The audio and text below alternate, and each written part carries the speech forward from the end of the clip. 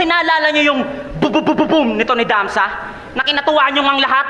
Kaya naman itong si Damsa kumpiyansang agad-angat. Pero ba't sa isip nyo hindi man lamang bumakat na gaya-gaya lang din yon sa boom tarat-tarat? O ano Damsa? Suntukan na lang. Huwag na nating ipabukas.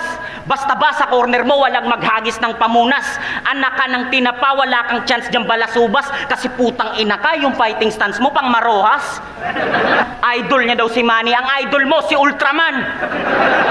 Sobrang bilib mo kasi sa sarili, kaya tumanda kang paurong. Ako may bilib din sa sarili, pero di ako katulad mo, Gonggong. At oo, pareho tayong taga-probinsya. Nasa Manila bihira makatungtong, pero ikaw yung probinsyanong sobrang pabida, porket yung bayong mo di gulong. Kasi di ba niyabangan mo ko nung ahon? Tangina, naalala ko na naman. Usapang boxing daw kami, galawan pa yung kwento niyan. Sobrang wak nung footwork mo, ngunit sagot ko ayos yan. Niyabang pa picture nung coach niya, pagtingin ko si Righteous One.